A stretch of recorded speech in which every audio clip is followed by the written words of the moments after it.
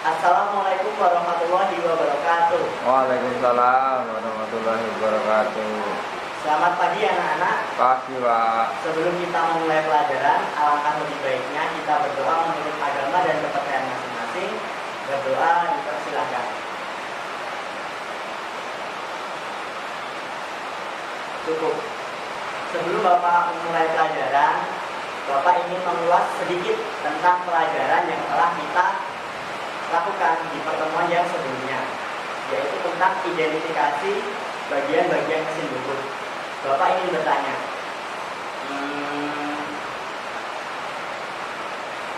apakah fungsi dari tool post? Ayo, Anton jawab. Ya, benar sekali jawaban dari Anton. Lalu yang kedua, dalam eretan itu ada berapa macam? Sebutkan. Ini siapa ya yang jawab ya? Yuk kita jawab. Bagus sekali, benar sekali jawaban dari kita. Jadi saya rasa anak-anak di sini sudah memahami tentang pelajaran kita sebelumnya. Jadi untuk mengetes dan ternyata anak-anak sudah bisa, Bapak amat sangat senang. Bapak apresiasi pemahaman kalian. Terima kasih atas antusiasnya dalam pelajaran. Jadi nilai dari manusia yang mau belajar itu adalah berkah dan manfaatnya yang ia dapat selama di dunia itu dibawa sampai ke akhirat. Jadi tolong untuk pelajaran-pelajaran sebelumnya yang telah kita pelajari itu kalian ingat-ingat. Jadi ketika ada pelajaran yang baru, pelajaran yang lama itu jangan sampai dilupakan. Hari ini kita akan belajar mengenai jenis-jenis pekerjaan pada pemesinan bubut.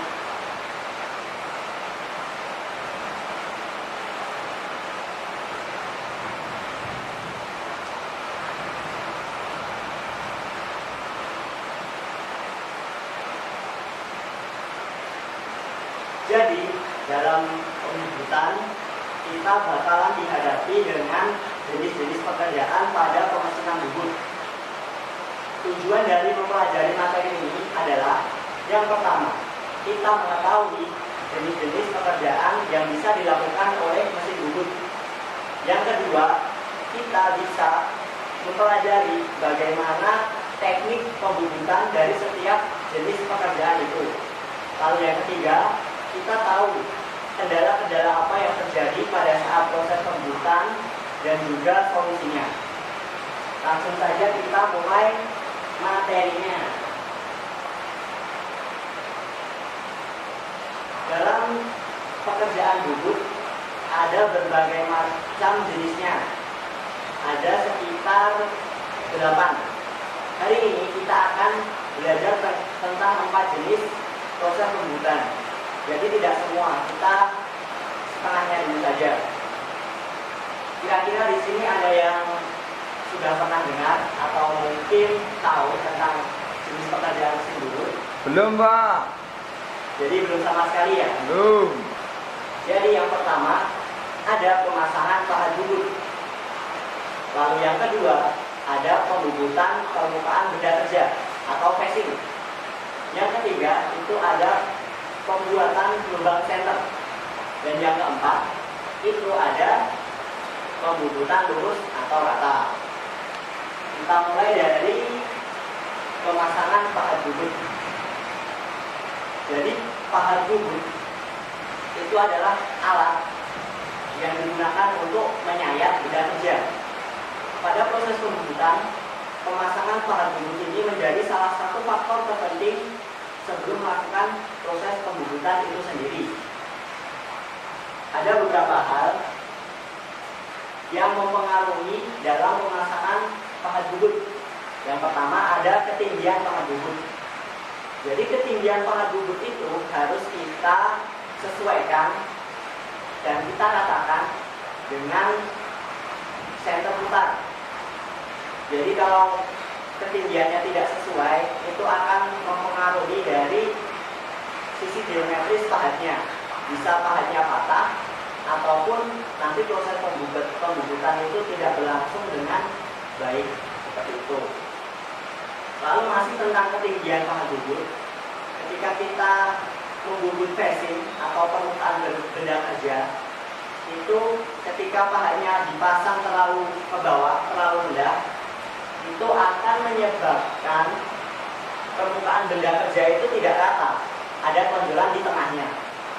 Lalu jika pemasangannya terlalu tinggi, maka yang terjadi adalah, ada yang tahu? Tadi sudah Bapak singgung sedikit, ada yang tahu? Angkat tangan? Ya. Martini?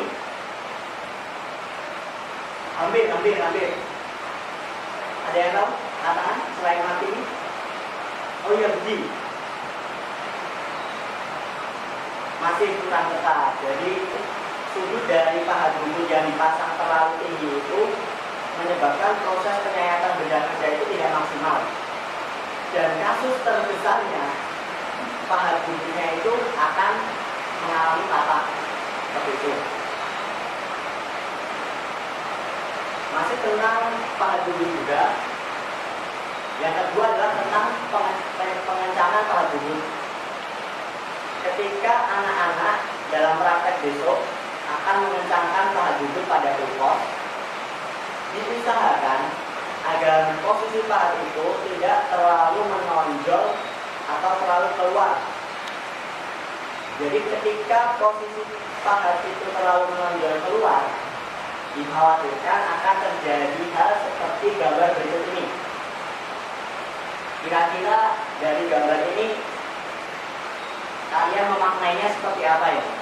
Dari gambar yang Bapak tampilkan. Ada yang mau berpendapat? Tidak apa-apa kalau salah. Kita sama-sama belajar. Ada yang mau berpendapat? Nah, diam semua, nggak apa-apa.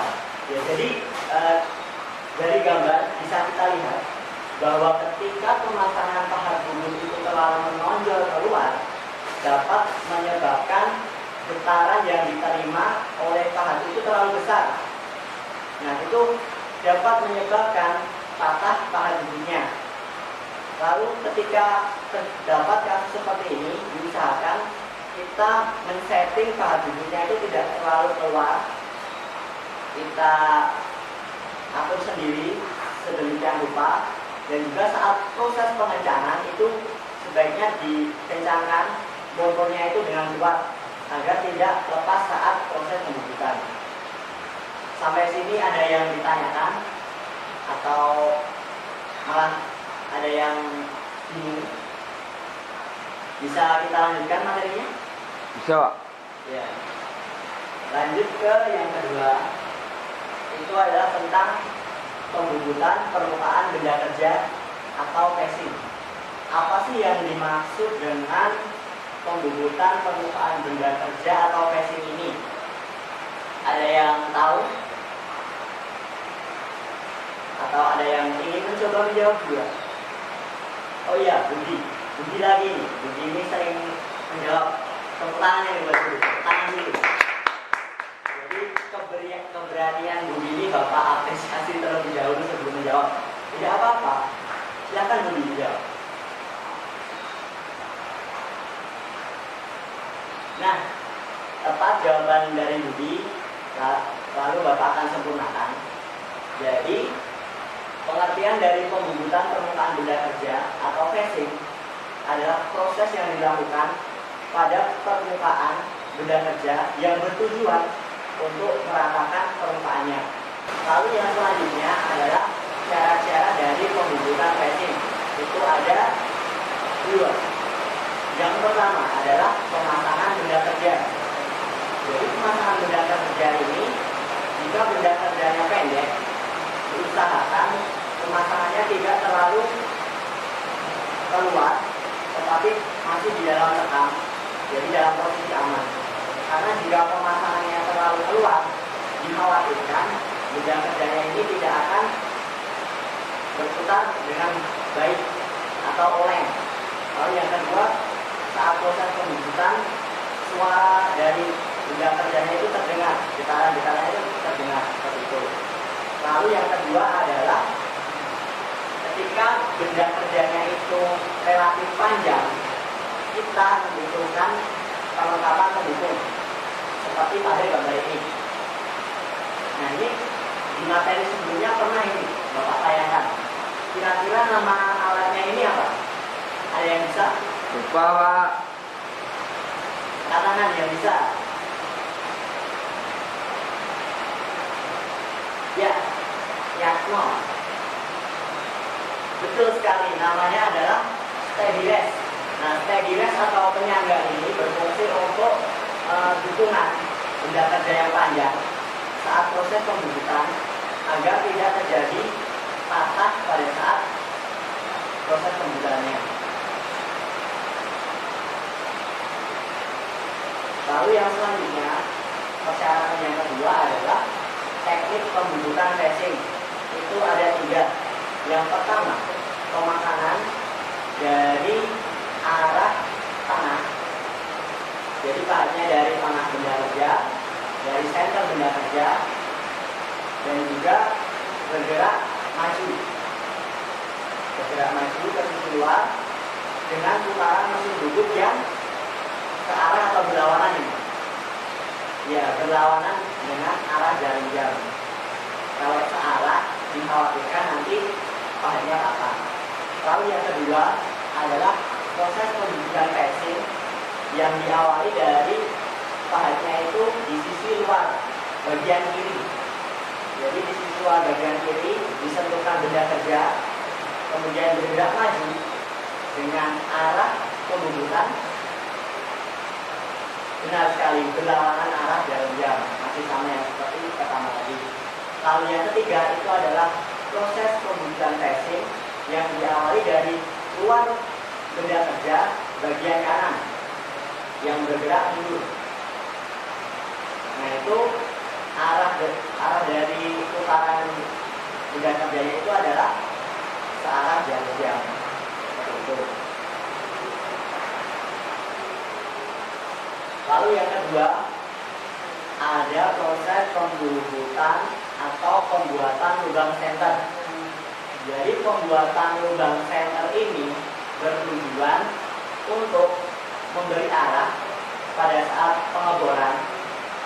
Lalu yang kedua itu juga menjadi tempat untuk hitungan ketika benda kerjanya relatif panjang tadi dan perlu didukung dengan center putar mungkin.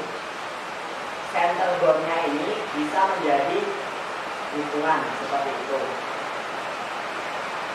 Untuk proses pengeboran itu beberapa hal perlu kita perhatikan. Jadi karena ini bukan dibuat secara penuh sampai berlubang, tapi hanya kita memberi seperti tanda sebagai dukungan. Itu ada beberapa syaratnya. Syaratnya ada 3. Yang pertama, sumbu center spindle itu harus sepusat dengan sumbu dari kepala lepas. Jadi ketika ingin melakukan proses pembuatan lubang senter ini, terlebih dahulu kepala lepasnya ini kita kendori, kita ajukan sampai ke senternya mesin, lalu kita bandingkan. Seperti itu. Lalu yang kedua itu dengan menggunakan namanya daya indikator. Jadi permukaan dari bendanya ini dites kerataannya dengan menggunakan alat yang bernama daya indikator. Syarat yang kedua, permukaan benda kerja harus benar-benar rata. Kenapa harus rata? Ada yang tahu? Jadi permukaan benda yang tidak rata ketika diberi tekanan dari center drillnya itu akan memberi beban kejut pada center drillnya. Dan jika center drillnya tidak kuat itu bisa patah. Jadi permukaan benda kerjanya itu harus benar-benar rata. Lalu syarat yang ketiga adalah putaran mesin. Putaran dari mesin ini harus sesuai. Jadi putaran yang sesuai ketika melakukan pembuatan lubang centerboard adalah berlawanan arah jarum jam. Jika kita memutarnya searah jarum jam, itu juga berakibat pada center belnya itu akan rata. Nah, ini adalah hasil akhir dari pembuatan lubang center seperti ini. Jadi memang hanya pada permukaannya diberi lubang sedikit, tidak sampai tembus itu enggak. Lalu yang terakhir, jenis pekerjaan yang kita bahas pada kali ini adalah pembubutan lurus atau rata. Jadi yang dimaksud dengan proses pembubutan lurus atau rata adalah proses membubut untuk mendapatkan permukaan yang lurus dan rata dari setiap ujung satu dengan ujung yang lainnya dari benda kerja tersebut. Seperti itu. Ada dua hal yang perlu kita perhatikan ketika pembubutan rata ini. Yang pertama, jika benda kerjanya pendek, itu kita kan tidak memerlukan senter putar sebagai penyangga. Cukup kita cekam. Nah, itu pencekamannya itu juga jangan terlalu menonjol keluar. Jadi sesuai yang pembubutan rata itu kita sesuaikan. Lalu yang kedua, jika benda kerjanya itu relatif panjang, itu kita sangga dengan menggunakan senter putar. Kadangkala ketika kita menggunakan senter putar yang tidak disetting terlebih dahulu, itu belum lurus dengan senternya mesin. Jadi ketika berakhirnya pembubutan, setelah dibubut rata, bergerak, selesai, apa yang terjadi? Ada yang tahu? Angkat tangan. Ya, jadi ternyata benda kerjanya itu menjadi tirus. Nah, jadi karena tidak sesenter dengan senternya mesin, itu benda kerja yang harusnya lurus dan rata, itu malah menjadi tirus dan rata. Jadi hal ini perlu diperhatikan oleh anak-anak sekalian ketika besok ingin memulai membubut rata di bengkel. Dari hari ini kita telah belajar tentang beberapa jenis pekerjaan dengan menggunakan mesin bubut. Kita review sejenak. Apa saja jenis pekerjaan yang bisa dilakukan mesin bubut yang sudah Bapak terangkan tadi? Ada yang mau jawab? Ya, Bapak tunjuk saja karena ayo semangat. Ini mau selesai nih, harus semangat. Ya Pak, semangat Pak. Bapak tunjuk Mas Samba, silakan Mas Samba menjawab. Jadi ada beberapa pekerjaan tadi apa saja? Yang pertama, benar sekali. Tepuk tangan untuk Mas Samba. Lalu yang kedua adalah tentang teknik pembubutan. Jadi untuk pengerjaan proses pembubutan facing itu tadi kan ada dua syaratnya. Apa saja kira-kira? Bapak ingin Yanto menjawab. Silahkan Yanto. Ya, benar sekali jawaban Yanto. Lalu yang terakhir tentang kendala yang bakalan kalian hadapi ketika proses pembubutan. Ketika kita ingin membuat lubang senter, itu arah dari putaran mesinnya itu searah jarum jam atau berlawanan arah jarum jam. Yuk kita jawab kita. Benar sekali, jadi berlawanan arah jarum jam. Kesimpulan dari pembelajaran pada pagi hari ini. Yang pertama, kita mengetahui jenis-jenis pekerjaan dengan menggunakan mesin bubut. Hari ini Bapak sudah menerangkan 4 macam, yaitu tentang pemasangan pahat. Lalu yang kedua, pembubutan permukaan benda kerja atau facing. Lalu yang selanjutnya adalah pembuatan lubang senter. Dan yang terakhir adalah pembubutan lurus atau rata. Lalu yang kedua, kita mengetahui teknik-teknik dari jenis-jenis pekerjaan dengan mesin bubut. Jadi mulai dari teknik membubut facing, teknik membubut rata membuat utang center. Lalu yang ketiga, kita juga telah mengetahui beberapa kendala yang mungkin terjadi dan juga solusinya. Bapak telah menyiapkan soal untuk pekerjaan rumah. Jadi tolong nanti dikerjakan. Nanti Bapak kirim filenya ke kalian. Tidak sulit, kalian pasti bisa karena kalian telah mendengarkan apa yang telah Bapak sampaikan pada pagi hari ini.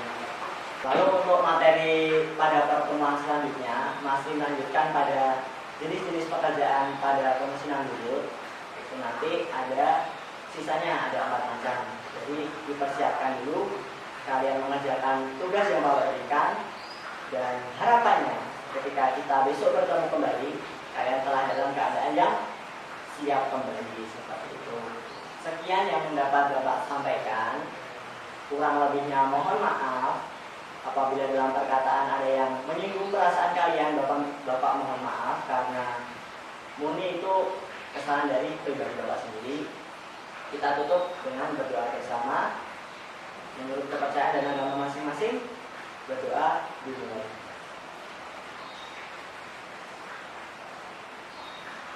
Cukup. Sekian. Wassalamualaikum warahmatullahi wabarakatuh. Waalaikumsalam.